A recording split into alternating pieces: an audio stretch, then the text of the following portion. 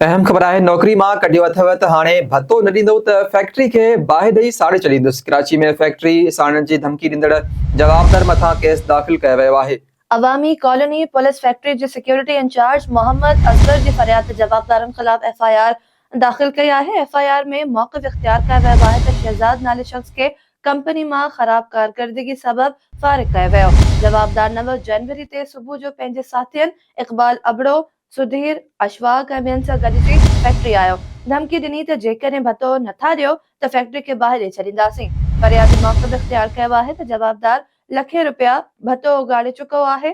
Factory इंतजामिया ते दबाव विझण लाइ धरणा पिण हया वेंदा आहिनि। होॾां इल्ज़ाम हेठि आयल शख्स शहजाद जो अञा ताईं मौक़िफ़ साम्हूं न अची सघियो आहे।